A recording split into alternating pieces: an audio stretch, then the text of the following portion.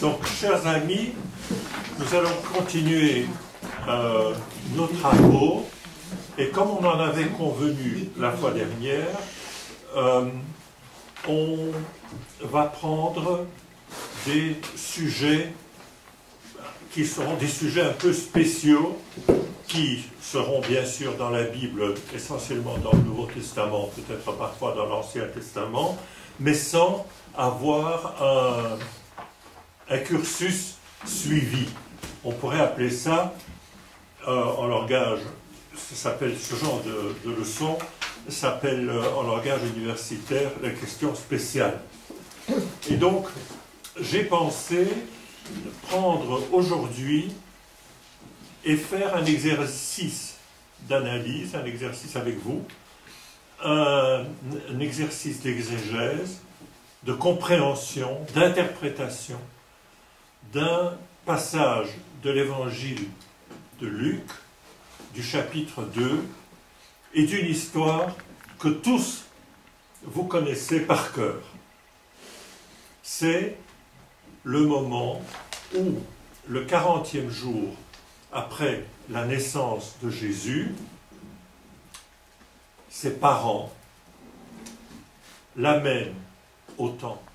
Et là, il y a ce que l'on appelle la sainte rencontre, Sretenia en russe, la sainte rencontre où Marie et Joseph rencontrent Siméon et la prophétesse Anne.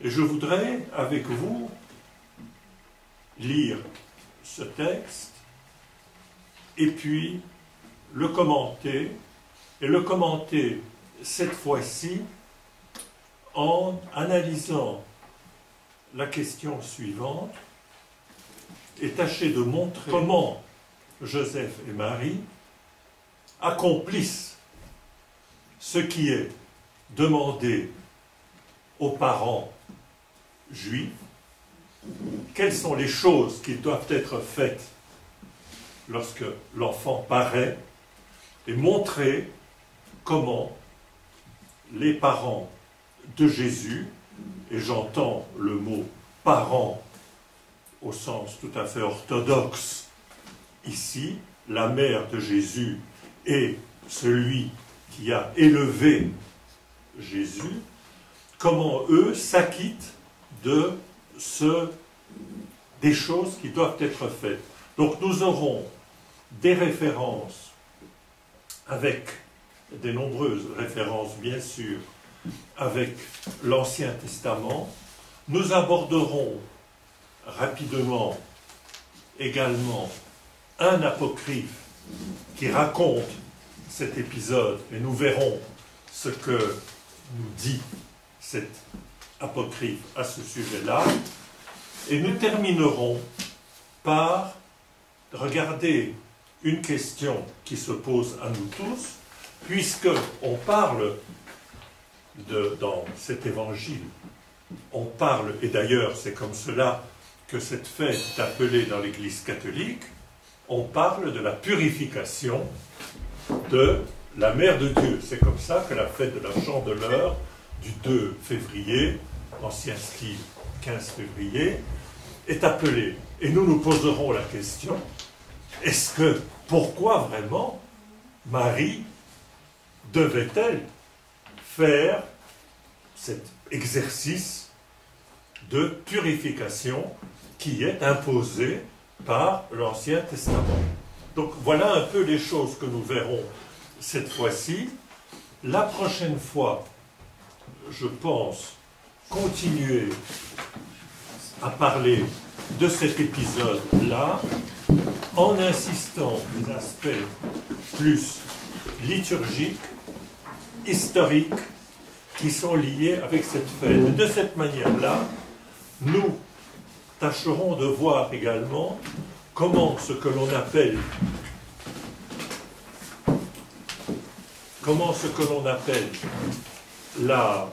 l'ex credendi, la manière dont nous devons croire, comment cette manière dont nous devons croire, comment elle s'applique, comment elle se voit dans la lex orandi, dans la loi, comme nous prions.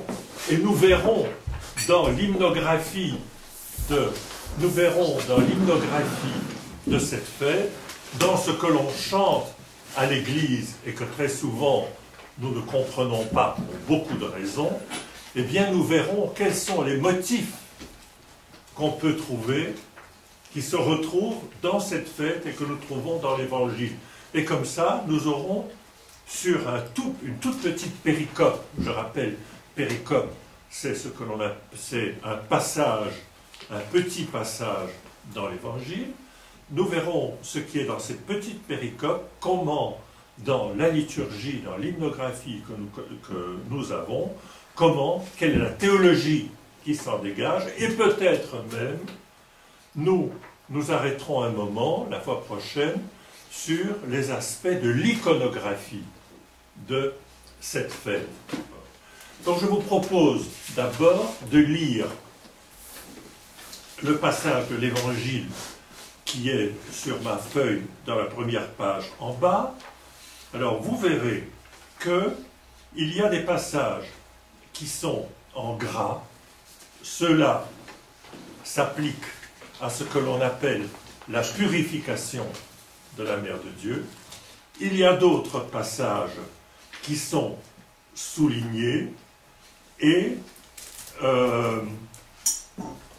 ceux-là sont liés à l'autre chose qui était demandée aux parents, c'était de consacrer le premier-né à Dieu. Donc il y a deux commandements, deux exigences de l'Ancien Testament qui sont d'un côté la consécration du premier enfant mâle à Dieu. L'autre chose, c'est la purification de la mère après la naissance, que ce soit une fille ou que ce soit un garçon, mais vous verrez que les conditions sont différentes. Les préceptes sont différents s'il s'agit d'une fille ou d'un garçon. Et là, nous verrons ce qu'en dit l'Ancien Testament. Donc je lis. Alors j'attire déjà votre attention, et nous y reviendrons, que dans ce texte, les deux moments sont imbriqués l'un dans l'autre. Et c'est ce que j'ai tâché de montrer en mettant une partie en gras et l'autre partie en souligné. Il y a une imbrication. Nous verrons qu'il y a, si on parle en termes de la littérature classique du XVIIe siècle français, il y a une unité de temps, tout se passe au même moment. Il y a une unité de lieu, tout se passe dans le temple. Il n'y a pas d'unité d'action, parce qu'il y a deux actions qui se passent, qui sont dans cette péricope. Et c'est ce que j'ai tâché de montrer par les différentes polices qui sont ici. Donc je lis. Puis quand vint le jour où, suivant la loi de Moïse, il devait être purifié. Alors ici, j'y reviendrai, une question se pose. Pourquoi y a-t-il ce « il » au pluriel? De qui s'agit-il? C'est une vraie question. C'est une question sur laquelle, vous verrez, il y a des discussions. Et je vous ferai part à la fin du Tocavagne, de l'interprétation qu'en fait le grand Origène.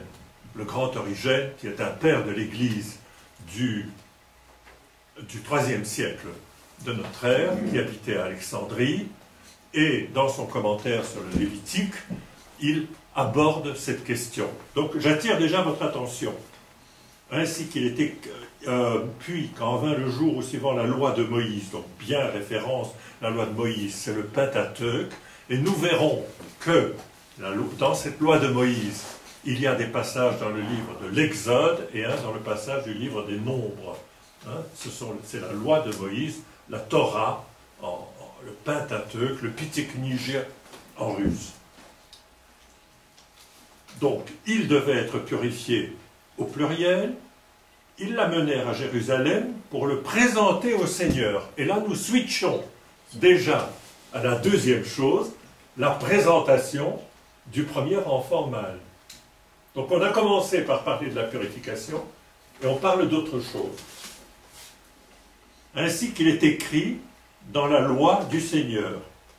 Ici, une citation. « Tout garçon premier-né sera consacré au Seigneur. Et pour offrir en sacrifice, suivant ce qui est dit dans la loi du Seigneur, un couple de tourterelles ou de petits pigeons. » Nous connaissons cela, les tourterelles, on nous a beaucoup parlé que les gens riches devaient offrir une chose, etc. Je crois que ce n'est pas le principal, mais quand même nous y reviendrons. J'attire donc une nouvelle fois cette imbrication de l'accomplissement par les parents de Jésus, et il y a des préceptes pour la mère, et il y a des préceptes pour le père, et c'est pour ça que il devait être purifié, ce pluriel est un pluriel un peu qui mérite notre attention. Et on continue. Or, il y avait à Jérusalem un homme du nom de Siméon. Et voilà la troisième chose qui arrive. On a parlé de la purification, on a parlé de la présentation, on ne parle pas du rachat. J'en parlerai lorsque j'aborderai le livre des Nombres. Et maintenant, une troisième figure qui apparaît. Vous voyez, comme ce petit épisode, comme il est bien écrit, d'un point de vue simplement littéraire. Or, il y avait à Jérusalem un homme du nom de Siméon.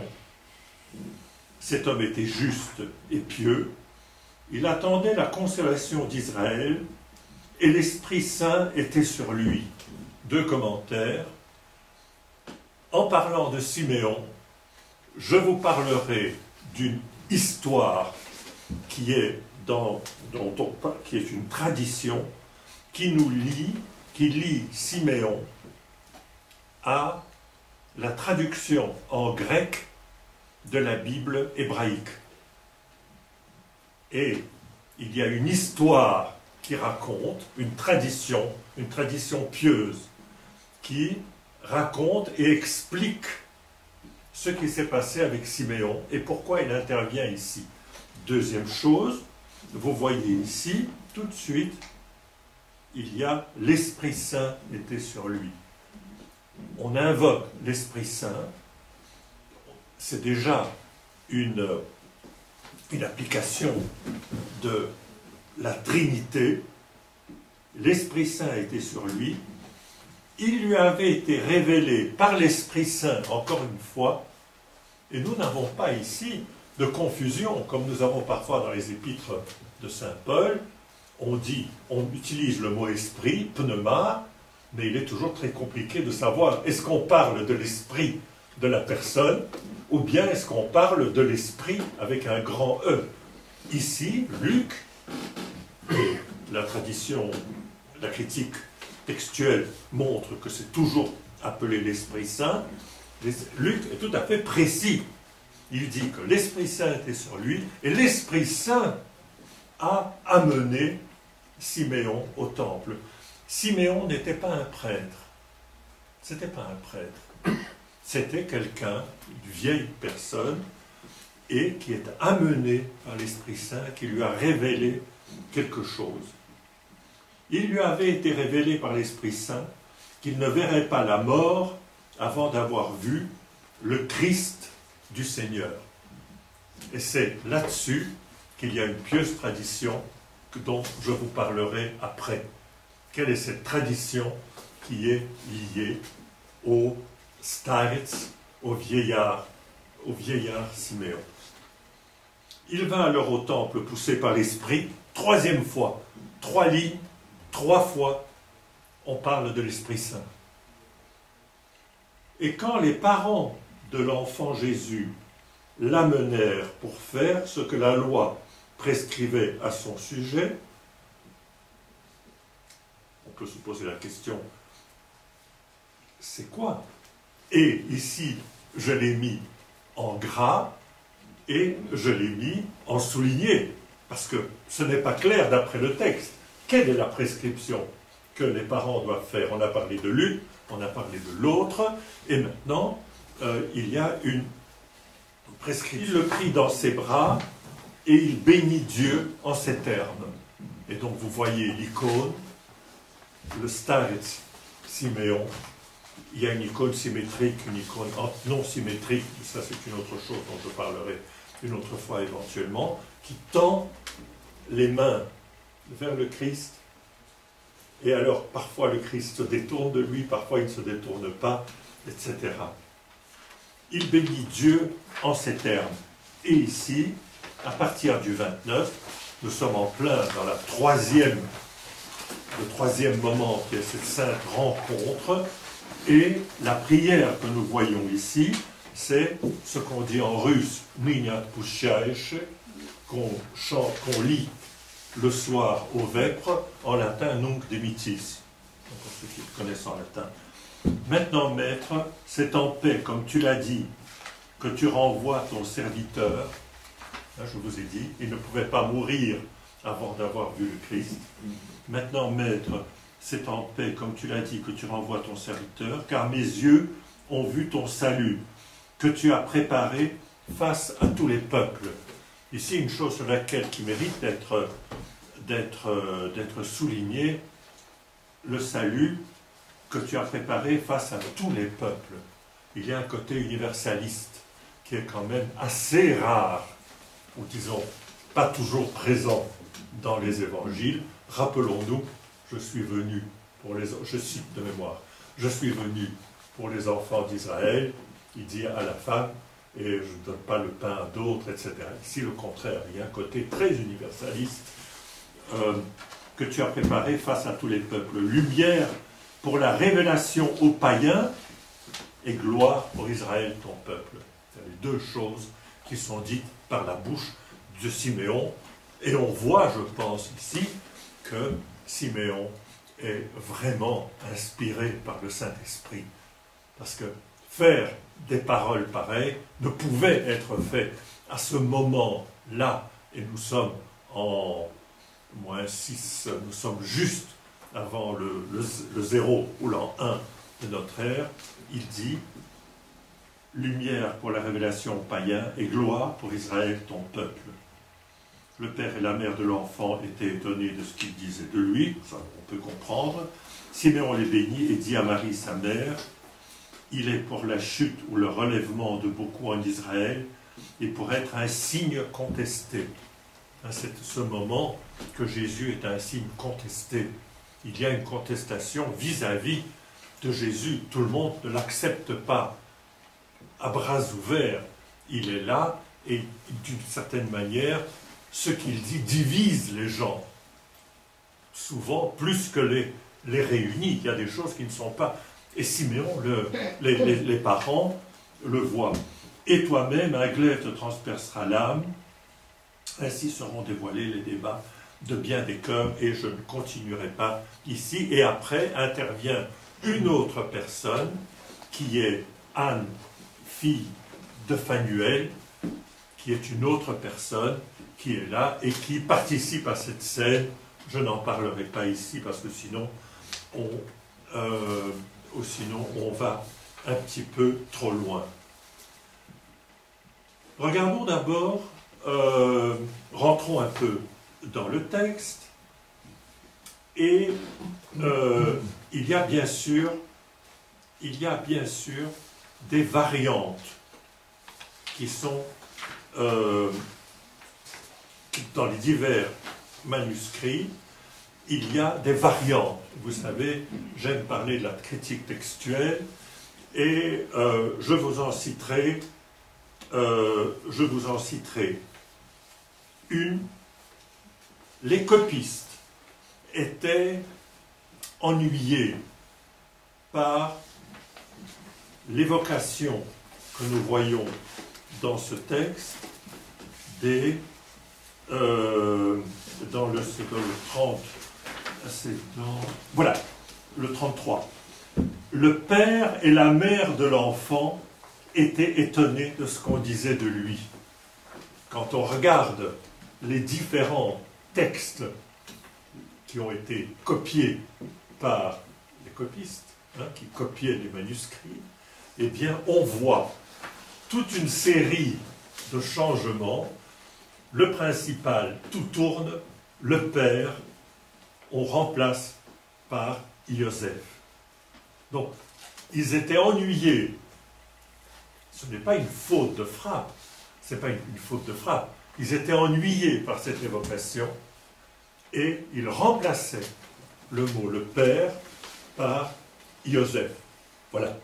Donc, ça, c'est une... Il y a d'autres modifications, d'autres variantes dans le texte, mais c'est la principale qui mérite d'être évoquée.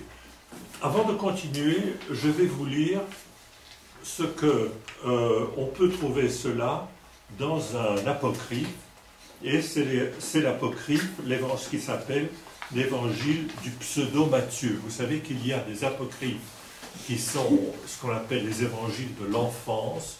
Ce sont des apocryphes qui parlent essentiellement de l'histoire de la Mère de Dieu, comment elle est née, comment elle a été présentée au temple, etc. Mais ils parlent également de faits qui auraient pu avoir lieu à la naissance du Christ, et ils abordent également la Sainte Rencontre. Je vais vous le lire. C'est par exemple dans un de ces apocryphes, vous vous souvenez la fois dernière qu'apparaissait Salomé. Je vous ai dit la fois dernière qu'une des saintes femmes dans un des évangiles était Salomé. Et je vous avais raconté que dans un des apocryphes, Salomé était la sage-femme qui s'était occupée, qui avait aidé à la naissance de Jésus. Ici, je vais lire un peu en avant, parce qu'il y a une chose amusante. C'est donc l'évangile du pseudo-Matthieu. C'est comme cela que c'est appelé, cet évangile apocryphe. Et donc, on se raccroche à la naissance du Seigneur. Or, 2 jours après la naissance du Seigneur, Marie quitta la grotte. Voilà quelque chose qui est vraiment resté dans la pensée de tout le monde. Ça, c'est dans une grotte. Quand il y a une crèche, souvent, et même sur nos icônes. Sur nos icônes, c'est une espèce de montagne avec des trous, et là-dedans, ce n'est nulle part dans l'Évangile, mais ça vient de l'apocryphe. Mais les peintres, ont pris cela et l'ont accepté. Mais ça vient de là. Marie entra dans une étable et déposa l'enfant dans une crèche. Et le bœuf et l'âne, fléchissant les genoux, adorèrent celui-ci. Vous voyez le bœuf et l'âne que nous connaissons dans nos crèches, c'est de là qu'ils viennent. Ce n'est pas dans l'Évangile. Mais ça a été accepté et c'est resté dans la tradition. Mais, alors furent accomplies les paroles du prophète Isaïe, disant, donc ça ne vient pas comme ça, du ciel. Il y a des paroles d'Isaïe que je lis. Le bœuf a connu son propriétaire et l'âne la crèche de son maître. Isaïe 1, 3. Un bœuf connaît son propriétaire et un âne la mangeoire chez son maître. Israël ne connaît pas, mon peuple ne comprend pas. Donc, il y a quelque chose. Ça a été, les gens, l'auteur a été frappé par cela, il l'a mis dedans, et c'est resté. Et ces animaux, tout en l'entourant, l'adoraient sans cesse. Alors furent accomplies les paroles du prophète Habakkuk, l'autre, disant, « Tu te manifesteras au milieu de 2 animaux. » Et Joseph et Marie, avec l'enfant, demeurèrent au même endroit pendant 3 jours. Maintenant, on arrive à notre texte. Le 6e jour, Joseph entra à Bethléem, où il passa 7 jours. Le 8e jour, il conduisit l'enfant au temple du Seigneur.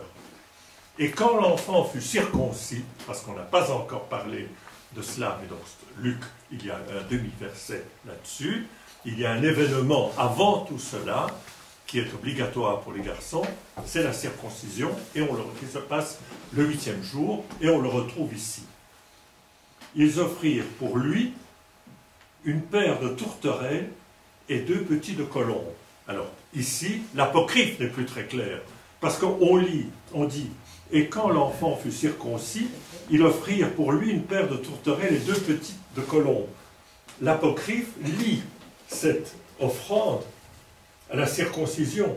Or, d'après la loi mosaïque, il n'y a pas de lien, il n'y a pas d'offrande à faire à la circoncision. Et quand nous lisons l'Évangile, nous voyons que les offrandes ne sont pas liées à la circoncision. Et on continue. Or, il y avait dans le temple un homme de Dieu, un prophète et un juste nommé Siméon, âgé de 112 ans.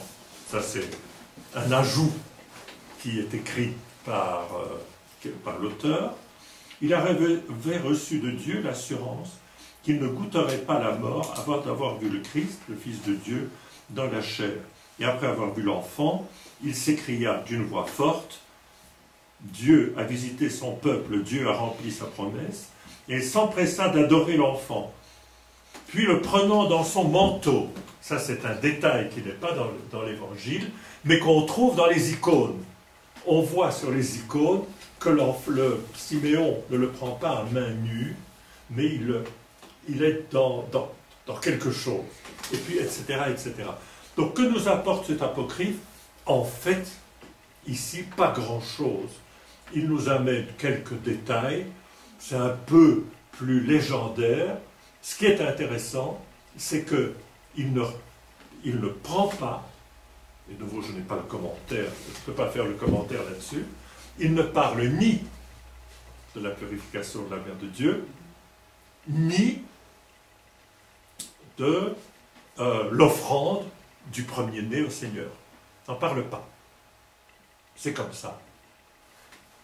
Alors, je vous avais dit que je vous raconterai l'histoire de Siméon et la raison pour laquelle Siméon dit « maintenant je peux mourir parce qu'il attendait », etc. C'est lié à l'épisode, au fait historique, disons, à moitié historique, de la traduction de la Bible juive en grec.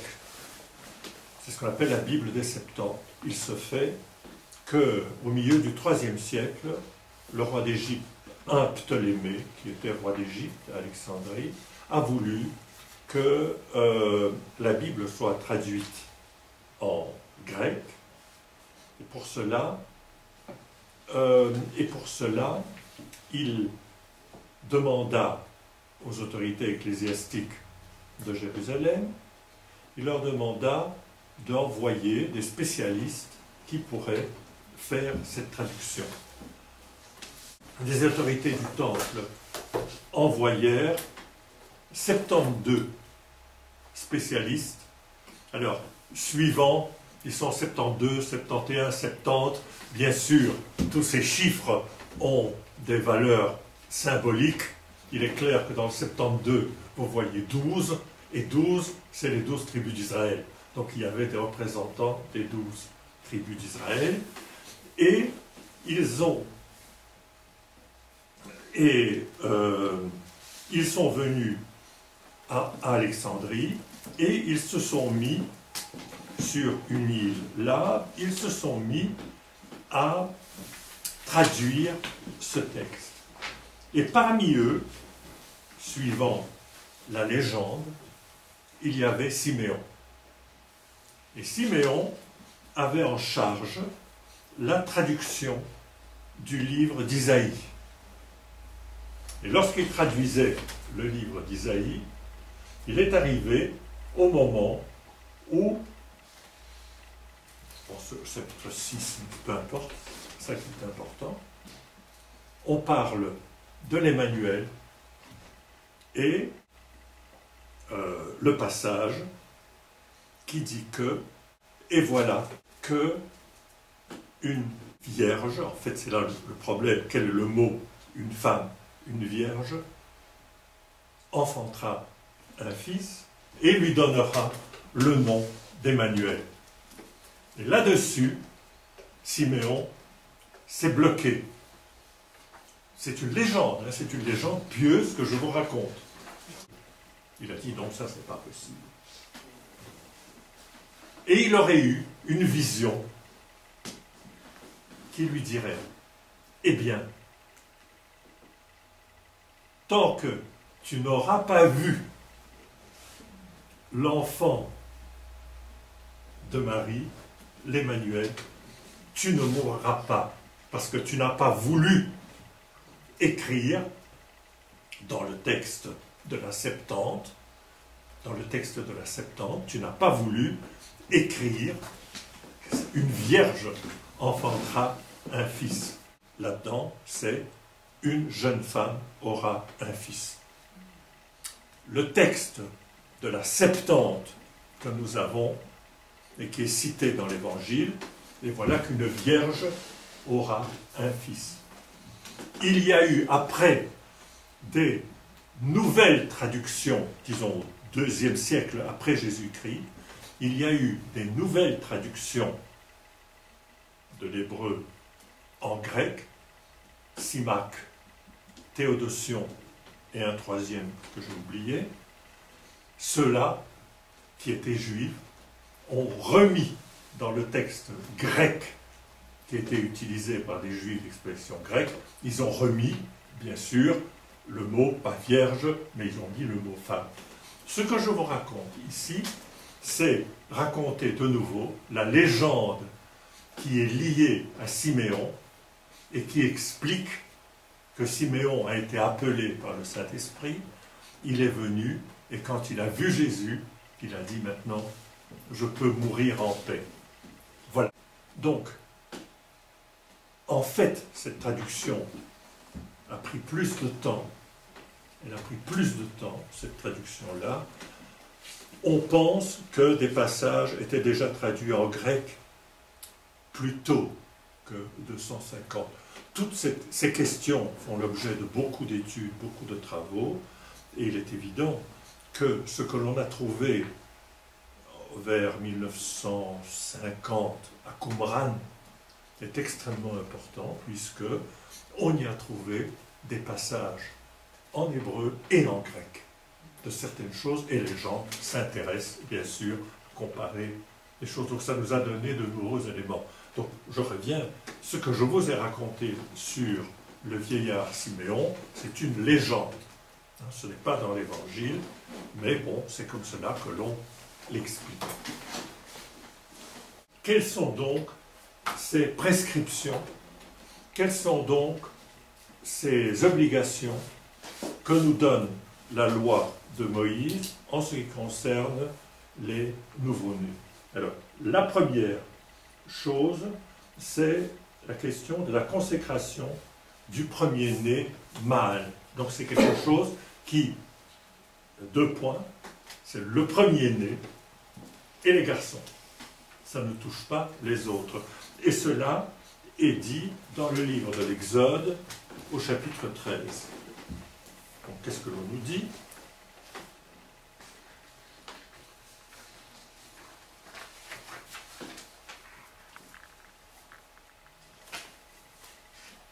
Tu feras passer au Seigneur tout ce qui ouvre le sein maternel et tout ce qui ouvre la matrice du bétail qui t'appartient. Les mâles sont au Seigneur. Tout premier-né des ânes, on commence par les ânes, tout premier-né des ânes, tu les rachèteras par un mouton. Il est clair que les ânes, eux qui ont le pied fourchu, on ne peut pas en faire des sacrifices, et donc, dans le rachat, et je reparlerai du rachat après, ça doit être fait par un mouton. Si tu ne le rachètes pas, tu les rompras la nuque. Tout premier-né d'homme, parmi tes fils, tu le rachèteras. Alors, quand ton fils te demandera demain, pourquoi cela? Pourquoi faut-il le racheter? Il faut l'offrir au Seigneur. Et puis le racheter, on parlera du rachat. La réponse, c'est à main forte que le Seigneur nous a fait sortir d'Égypte, de la maison des servitudes. En effet, comme le Pharaon faisait des difficultés pour nous laisser partir, le Seigneur tua tout premier-né au pays d'Égypte, du premier-né de l'homme au premier-né du bétail. Hein, c'est connu. Donc, cette question nous avons d'abord cette offrande, tout mâle qui ouvre la matrice appartient au Seigneur. Donc il y a cette appartenance, cette offrande au Seigneur. Et puis, il y a cette question de racheter. Il appartient au Seigneur. Et puis, il faut le racheter. Et on passe au livre des Nombres, qui nous donnera quelques précisions à ce sujet-là. Nombre 8. Et là, nous voyons qu'apparaissent un groupement de religieux dans Israël, qui sont les Lévites.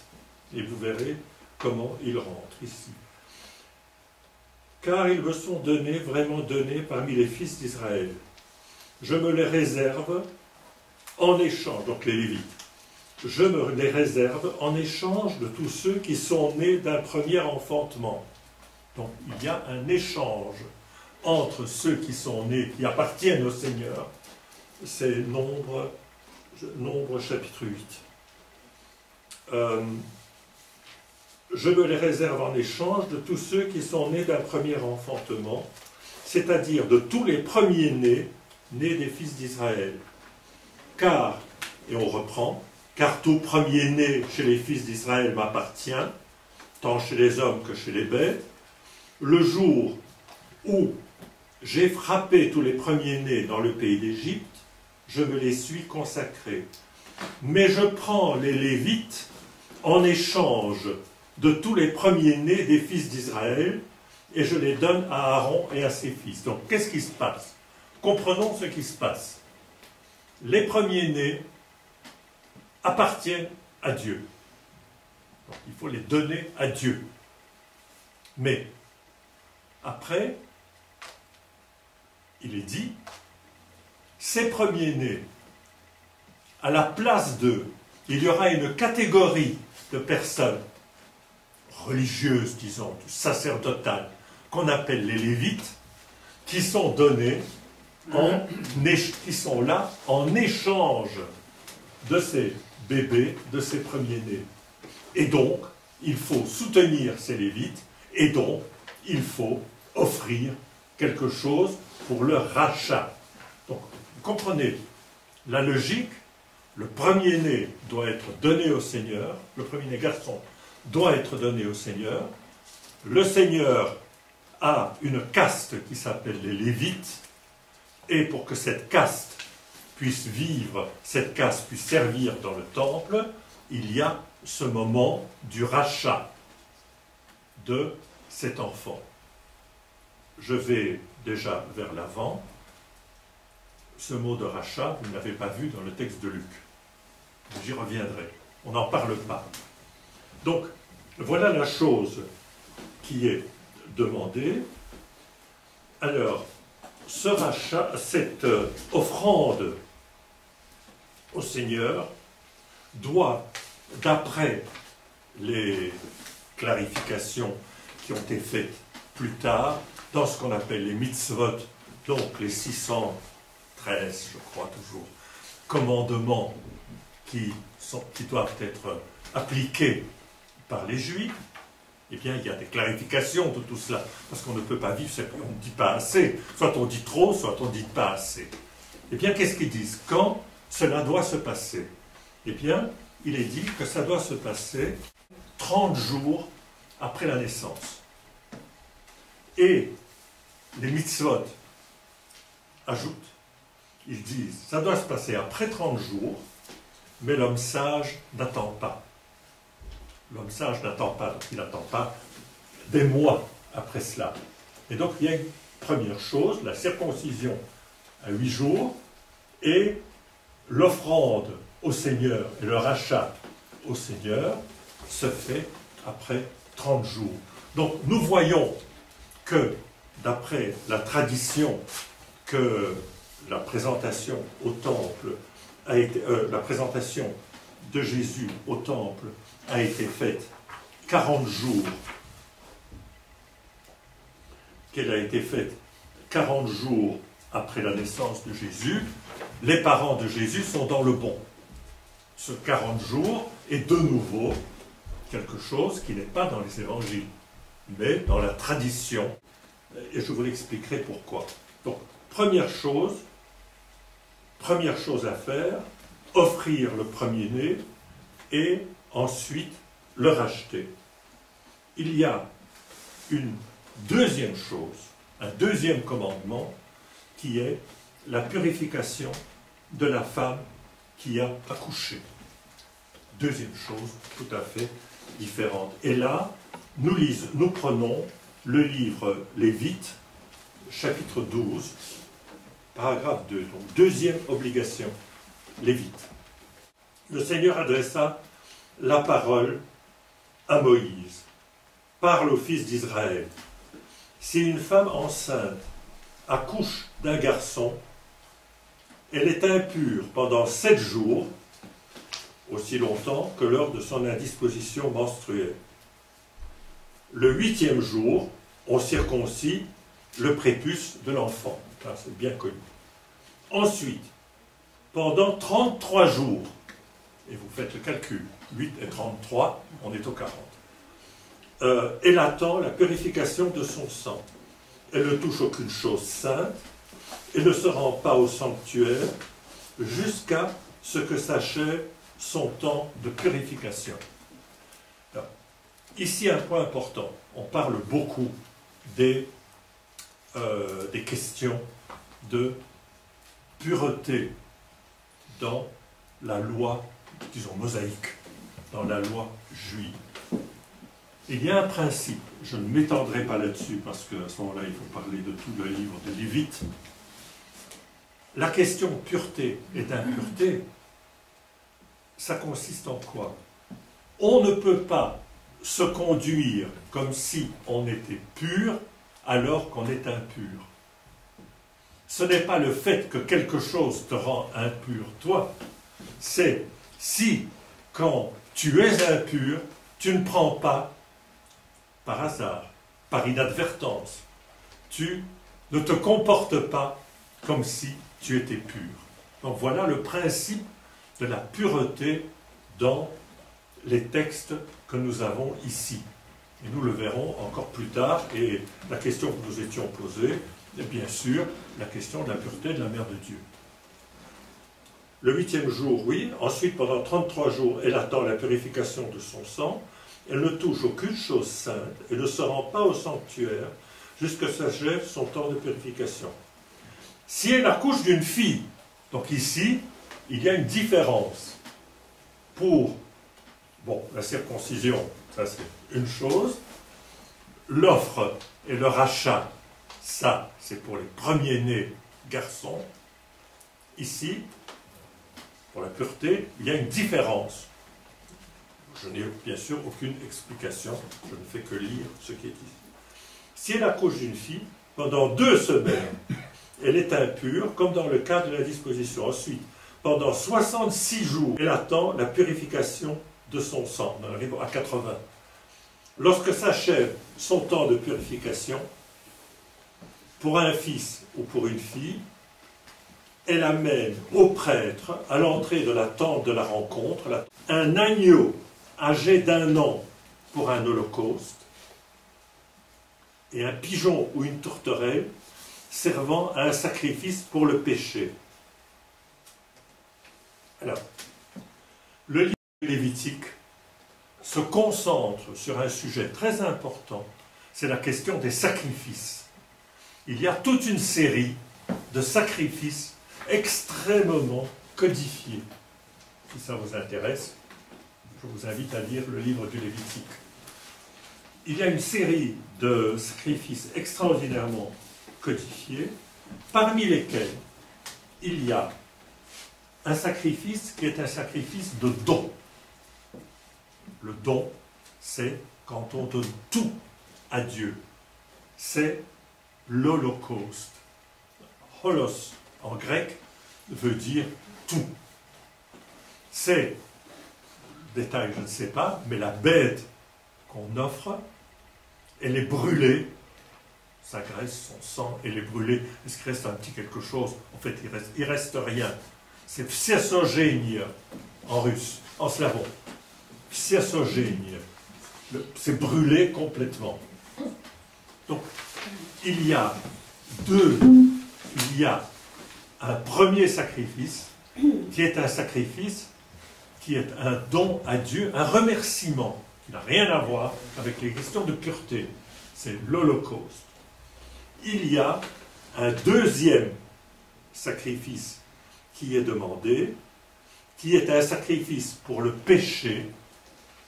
Quel type de péché? C'est un sacrifice d'expiation qui peut être pour deux choses. Soit un cas d'impureté dont on a parlé tout à l'heure, ou qu'on ait fait quelque chose par inadvertance, pour se faire pardonner un geste que l'on a fait par inadvertance. On fait un sacrifice pour le péché. Et là, on brûle la bête, ou on la cuit, on la sacrifie, on la cuit, je ne sais pas ce qu'on fait. Et là, les prêtres en prennent une bonne partie pour eux. Donc il y a une grande différence entre les deux.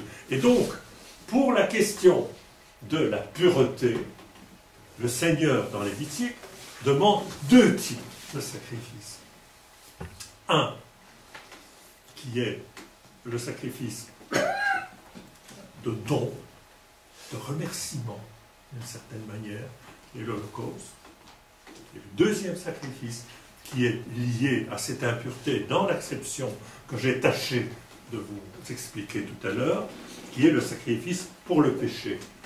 Donc, le premier, c'est, on donne, pour l'Holocauste, on donne un agneau âgé d'1 an, et pour le sacrifice du péché, un pigeon ou une tourterelle.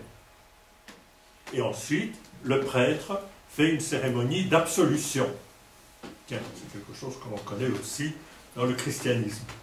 Dans la confession, il y a l'absolution. Eh bien, on trouve ça déjà du temps de Lévitique. Telles sont les instructions, je continue Lévitique, concernant la femme qui accouche d'un garçon ou d'une fille. Tu es dans quel chapitre? Je suis dans le chapitre 12 de Lévitique. Donc,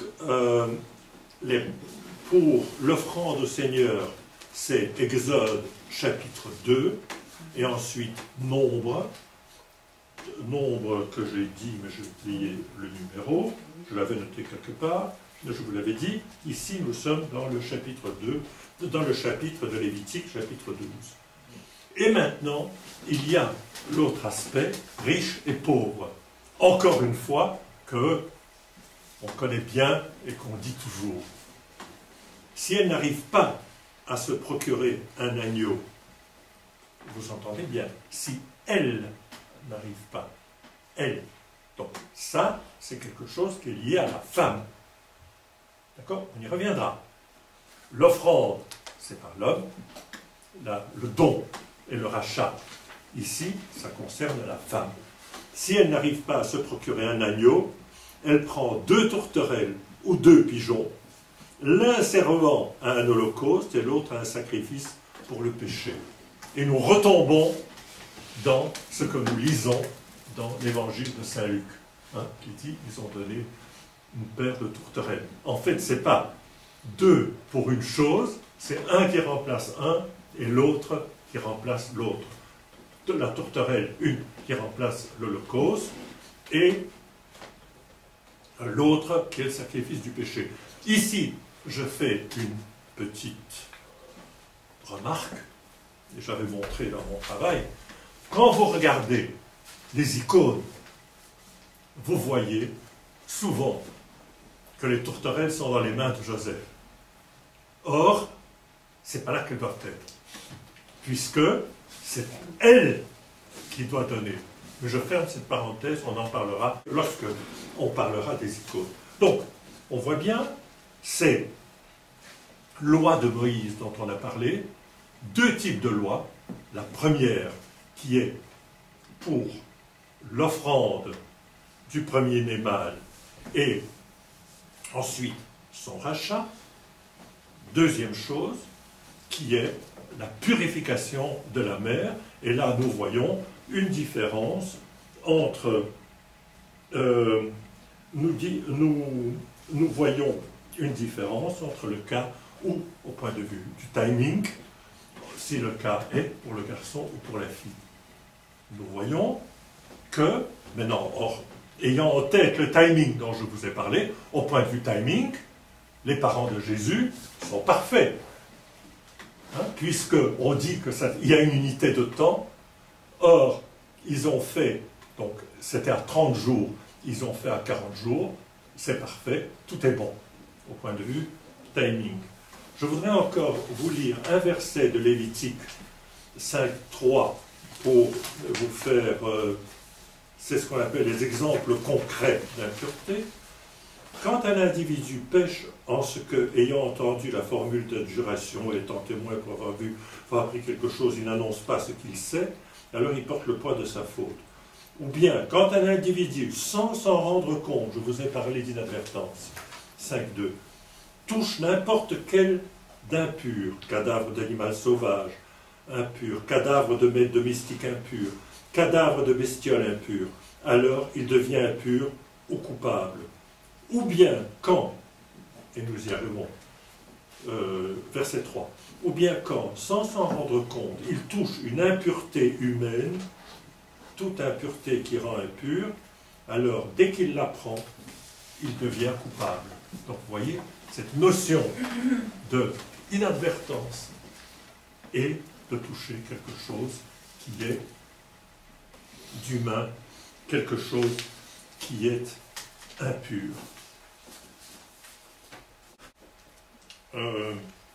Les parents de Jésus sont en plein dans cette affaire-là, et l'évangéliste a jugé bon de nous le dire. Et c'est important, parce que nous dit Luc? Luc, c'est un évangéliste spécial. Pourquoi est-il spécial? Il nous le dit dans le tout début de son évangile. Les premiers versets. Luc se met comme un peu dans une position d'historien. On prend le 1 de Luc. Puisque beaucoup ont entrepris de composer un récit des événements accomplis parmi nous. Ça, c'est très très intéressant, parce que ça montre qu'il y aurait eu des écrits sur la vie de Jésus qui étaient avant Luc.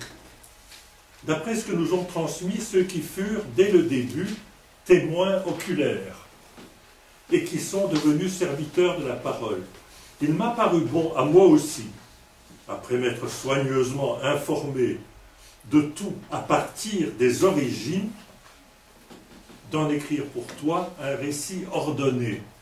Et c'est là-dessus que j'insiste. Un récit ordonné, très honorable Théophile, etc. Donc Luc ne prend pas, il ne prend pas des événements comme s'applique Ploc, il sait que beaucoup a déjà été écrit, il ne le dit pas, je pense qu'il le pense, il se dit, tiens, mais ça a été un peu fait, un peu n'importe comment.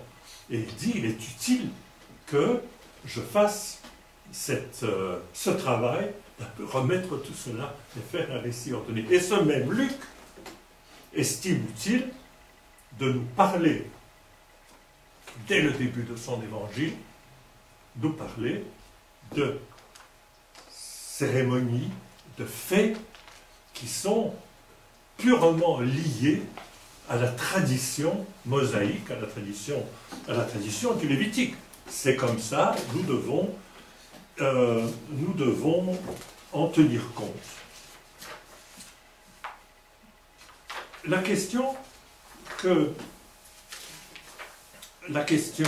l'on peut bien sûr se poser, et que nous nous poserons maintenant, c'est de se dire, est-ce que les parents de Jésus, comment est-ce qu'ils ont fait? Est-ce qu'ils ont appliqué la loi? Est-ce qu'ils l'ont appliquée à moitié? Est-ce qu'ils ont fait ce qu'ils devaient faire, etc. de ce point de vue-là? Alors nous avons vu que je vous ai parlé de l'unité de temps, de l'unité de lieu, mais pas de l'unité de fait. quand on voit l'icône, on voit le troisième moment, qui est la rencontre. L'icône, c'est la sainte rencontre. On voit la mère de Dieu et Joseph d'un côté, Siméon et Anne de l'autre côté, une espèce d'autel au milieu, dans les icônes symétriques, et on voit qu'ils tendent l'enfant à Siméon. C'est une espèce de rencontre. Ce n'est pas, Siméon n'est pas un prêtre, donc ce n'est pas le rachat, ce n'est pas l'offrande à Dieu, ce n'est pas la purification. Mais, alors à ce moment-là, pourquoi est-ce qu'on met des objets, qui sont les colons, qui sont liés à ces autres choses? Bon, ça, c'est la tradition iconographique qui est là et que nous acceptons puisqu'il est là. Que nous dit l'Ancien Testament pour la consécration du premier-né, le rachat? Ça doit être fait, nous avons vu, ça doit être fait après 30 jours. Nous avons calculé 8 et 22, ou je ne sais plus comment, 30 jours. C'est bon, les 40 jours, c'est bon. C'est un garçon premier-né, il n'y a pas de problème, puisque dans l'évangile de Matthieu, il est dit, et élu son premier-né, Pervensa, en russe. Donc, c'est parfait, la loi est faite. Dans l'Ancien Testament, c'est le père qui doit le faire. Là-dessus, le père est présent. Est-ce que c'est lui qui le fait? Ou Joseph, celui qui l'a éduqué, disons, est présent.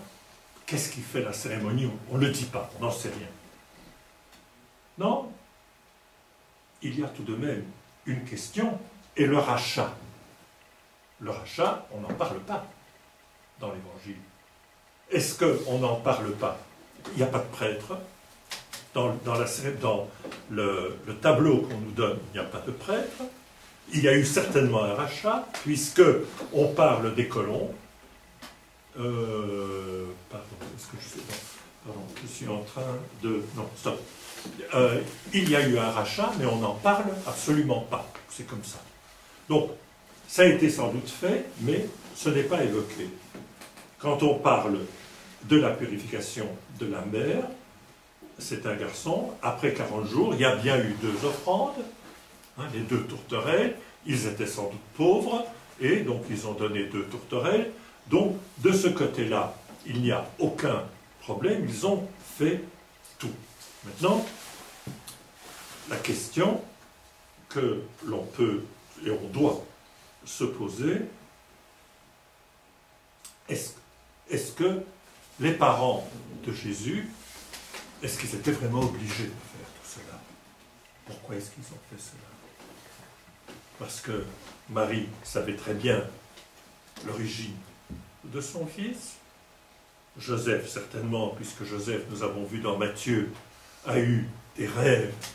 On a vu ça l'an dernier, il a eu des rêves. Pourquoi ont-ils fait cela? On peut dire que, comme l'Évangile, et surtout tant Luc que Matthieu, insistent sur le fait que Jésus était de la lignée de David, on peut comprendre que les parents de Jésus ont voulu, comme représentants de cette lignée royale, ils ont voulu faire cette offrande au Seigneur du premier-né et de le racheter ensuite. On peut se poser la question maintenant, et c'est plus compliqué, la question de la purification. Pourquoi la Mère de Dieu devait-elle passer par ce rite de la purification? On se souvient qu'il y a 2 types de sacrifices. Le premier, c'est une holocauste, et qui est un sacrifice de don. Je pense que de ce côté-là, il n'y a qu'un commentaire à faire. On peut dire que la Mère de Dieu remercie, elle fait un don gratuit elle remercie d'avoir eu cet enfant, et pour remercier, elle fait un don qui est voilà, un don gratuit. La question de la purification est bien sûr plus compliquée, parce que nous disons que la Mère de Dieu est pure, elle a été sans péché, et on peut dire, on ne voit vraiment pas pourquoi est-ce qu'elle a besoin de se purifier de quelque chose. On peut se poser cette question. Alors, on peut bien sûr dire, dans un premier stade, on peut bien sûr dire, elle est juive, parmi les juifs, elle suit les lois juives et elle fait ce qui est important. Quand même, je pense qu'on comprend mieux cet acte de la Mère de Dieu quand on comprend et on accepte la définition que j'ai donnée de la pureté. La pureté n'est pas quelque chose de soi-même qui est impur, mais que pour des raisons objectives, j'ai parlé d'inadvertance, on a eu de fait un contact qui est considéré comme impur, et on ne peut pas se comporter comme si on était pur. Et donc, dans ce cas-là, la Mère de Dieu accepte cela, et ça ne veut pas dire qu'elle reconnaît, et ici je ne veux pas entrer dans une psychologie, mais qu'on reconnaît quelque impureté qu'elle est, parce que là nous serions ennuyés, parce que nous croyons tous que la Mère de Dieu est sans péché. Nous ne disons pas qu'elle n'a pas le péché originel, parce que d'abord nous ne parlons pas du péché originel, et nous ne disons pas cela, mais nous disons et nous croyons que la Mère de Dieu est sans péché. Ça c'est notre croyance. Je pense qu'on peut expliquer cela de cette manière, de cette manière-là. Je voulais terminer mon exposé pour vous parler, pour vous raconter quel est le point de vue d'Origène sur la purification de Marie. Il fait un commentaire d'un verset, je vais lire ce que j'avais écrit à l'époque, il fait un commentaire sur un verset de nouveau du Lévitique, le verset 12, 2. Et nous pouvons le lire, mais je l'ai écrit ici. Toute femme qui reçoit dans son sein une semence et enfante un enfant mâle sera impur durant 7 jours. Hein, nous l'avons vu. Donc je répète, il veut commenter cela. Et voilà ce que dit Origène. Comme il n'y a rien d'inutile dans l'écriture, et que chaque détail recèle une profondeur de mystère. Je cite Origène. Hein. Origène se demande quelle idée avait Moïse en écrivant ce verset. Comme si je pouvais les guillemets, comme si une femme pouvait enfanter un enfant mâle autrement qu'après avoir reçu la semence. On peut se poser la question, pourquoi, c'est une vraie exégèse d'un texte, pourquoi on écrit cela? Parce que rien dans l'écriture, ça c'est la base de l'analyse, rien dans l'écriture n'est vain. Tout a une certaine importance. Et donc il se dit, il y aurait une tautologie là. Pourquoi il dit ça? Origène suppose, mais non, c'est Origène dans une allégorie, dans son interprétation, dans son herméneutique, Origène suppose que Moïse pensait déjà à Marie à l'époque, que pour elle seule, cette formulation n'est pas redondante, simplement pour Marie, et que donc, elle aussi devait se soumettre à la loi, bien que l'enfantement de Jésus ne soit pas provenu d'une semence, mais de la venue sur elle de l'Esprit Saint. Luc 1, 35. Donc il dit, il y a l'un côté et l'autre côté. Il dit, c'est écrit, parce que pour aucune femme, il n'y a pas de raison d'écrire ça pour n'importe quelle femme, mais Origène, avec son esprit alexandrin de toujours tâcher de comprendre le détail de tous les mots qui sont dans la Bible, il explique cela de cette manière-là. Origène, cependant, n'ose rien dire là-dessus, car il se demande pour quelle raison une femme qui prête son concours à ceux qui naissent en ce monde est déclarée impure quand elle enfante. C'est un peu la question que vous tous et vous toutes vous êtes posée. Pourquoi est-ce que c'est une impureté? C'est une question qu'on pourrait se poser au XXI, et que certainement beaucoup de personnes se posent au XXIe siècle. Pourquoi le fait d'avoir un enfant, et vous voyez le vieux Origène au IIIe siècle, Alors, je m'arrête là, et j'attends encore une toute petite attention de vous, et je reviendrai sur la première ligne de ce que j'avais lu tout à l'heure, quand j'avais lu l'évangile de Luc, et je vous avais dit, puis quand vint le jour où, suivant la loi de Moïse, il devait être purifié. De quoi parlons-nous ici? Il. Alors, qui sont trois? Il y a un pluriel. Pourquoi il? Qu'est-ce qui est dans le scénario? Il y a Marie, il y a Joseph et Jésus.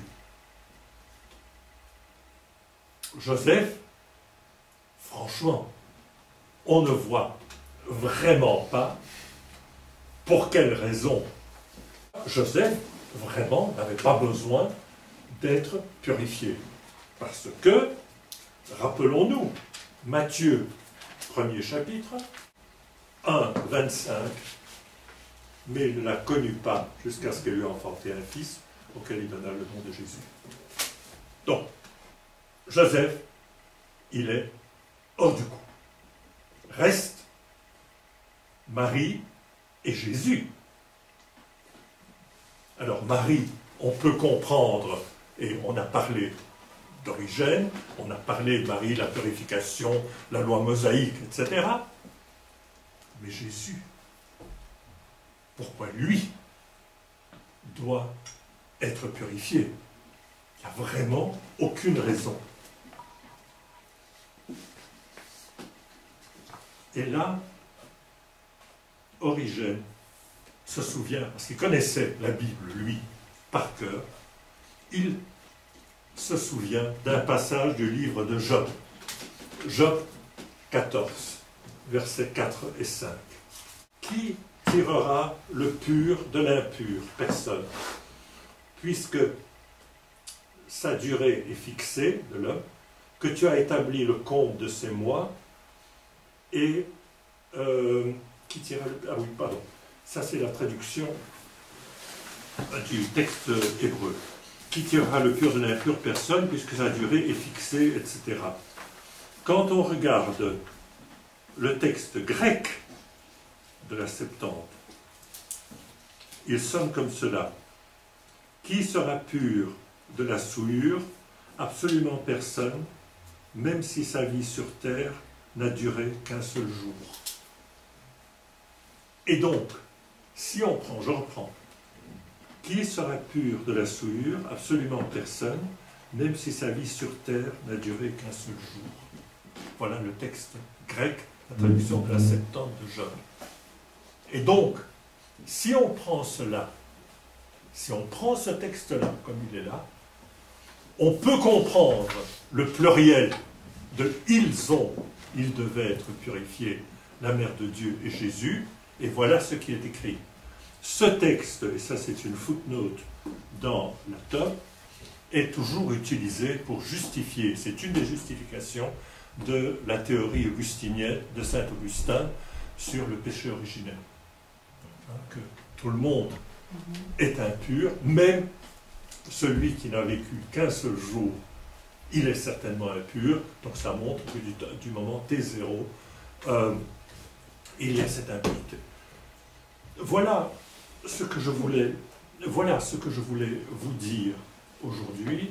Donc, en résumant, on a essayé de faire, tous ensemble, nous avons essayé de lire d'abord et de mieux comprendre un texte évangélique qui nous semble à tous, qui nous a tous semblé, que nous connaissons par cœur et qui nous semble d'une simplicité déconcertante.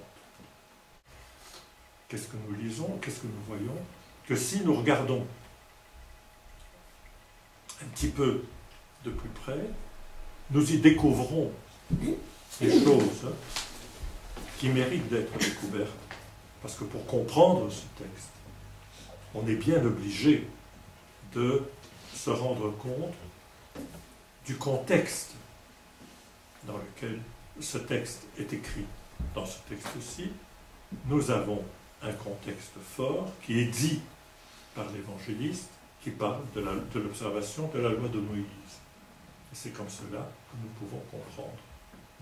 Nous avons tenté de faire un essai d'analyse littéraire.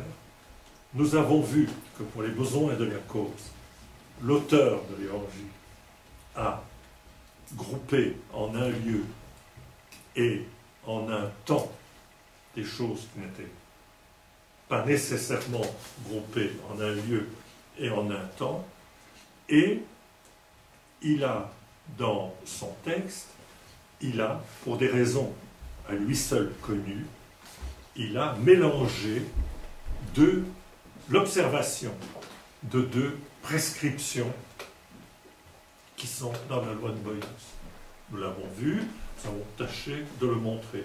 Nous avons essayé d'analyser, nous avons essayé de montrer un peu par intertextualité des choses qui sont autour de ce texte. Nous avons montré Siméon et toute la légende de Siméon. Nous avons tâché de montrer que les apocryphes également nous donnent des éléments pour mieux comprendre ce texte. Et nous nous sommes posés, en lisant ce texte, et je redis encore une fois, un texte qui nous semble fort simple, nous avons vu les questions fondamentales, les questions théologiques qui peuvent se poser à la lecture de ce texte. Nous avons tâché de montrer qu'il y a une intervention forte, extrêmement forte, du Saint-Esprit qui est appelé 3 fois dans quelques versets. Je me rappelle, comme ça je n'ai pas réfléchi à d'autres endroits où on parle aussi fortement du Saint-Esprit. Je dirais 2 endroits.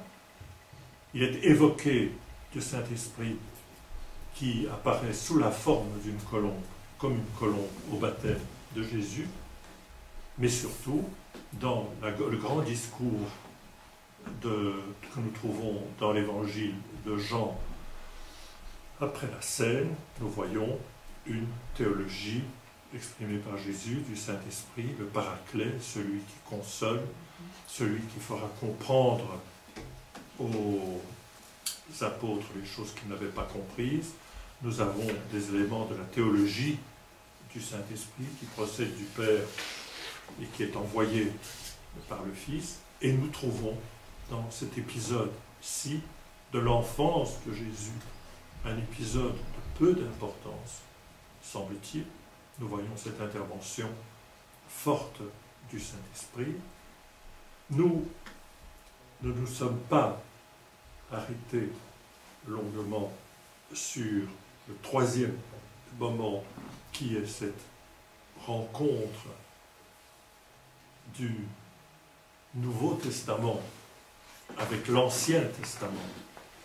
Siméon, qui a vécu 200, je ne sais combien d'années, qui aurait vécu 200, je ne sais combien d'années, cette figure de l'Ancien Testament qui rencontre le bébé qui est ce Nouveau Testament. Et c'est peut-être là que la présence du Saint-Esprit est peut-être quelque chose sur lequel nous devons avoir notre attention attirée. Nous avons essayé de comprendre ce ce qu'impliquent ces questions d'observation de rituels dans le judaïsme du Deuxième Temple.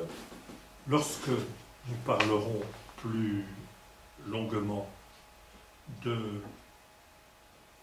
ce qu'ont fait les commentateurs, les pères de l'Église et surtout les hymnographes, et ce qui nous reste dans la liturgie, dans le propre de ce qui nous reste dans le propre que nous entendons à l'Église, nous verrons que le moment de la sainte rencontre, Sretimir en russe, de la sainte rencontre, est le moment qui est surtout mis en valeur, plus que les questions du rachat, de la pureté et du premier-né. Il est clair que ceux qui faisaient les homélies, les stichir, etc., insistaient beaucoup plus sur les questions de l'observation par les parents de Jésus et par Jésus lui-même de l'Ancien Testament, plus que les choses purement rituelles au sujet desquelles j'ai insisté. Et je terminerai par vous dire que la fête de la Sainte Rencontre est une fête qui a, très bizarrement, d'un point de vue du typikon, qu'est-ce que c'est le typikon? C'est le règlement de comment et quelles sont les lectures qui doivent être faites, etc., etc. Eh bien, vous y voyez des éléments qui sont spécifiques aux fêtes du Seigneur, les fêtes du Seigneur comme Noël, le baptême, le dimanche des rameaux, des les grandes douces fêtes, les fêtes du Seigneur, mais également, vous voyez des choses qui sont spécifiques, des actes qui sont spécifiques des fêtes de la Mère de Dieu. Les deux qui sont mis ensemble dans cette fête. Par exemple, ça ne vous aura pas échappé que le prêtre, le jour de la fête de la Sainte Rencontre, est en bleu. Et le bleu est traditionnellement la couleur que l'on utilise pour les ornements sacerdotaux pour la fête de la Mère de Dieu. Mais, pour ceux qui connaissent un petit peu le typikon, à la petite entrée, la première entrée, lorsque le prêtre rentre avec l'évangile et porte l'évangile et le remet sur l'autel, il fait une citation d'un morceau de psaume, et ça c'est typique des fêtes du Seigneur. On le fait à Pâques, à Noël, etc., et jamais aux fêtes de la Mère de Dieu. Donc il y a ce côté très intéressant de cette liturgie, et je tâcherai la fois prochaine, en nous basant sur ce qu'on a vu aujourd'hui, d'un peu distinguer ces différents moments, et je parlerai un petit peu de l'iconographie. Voilà.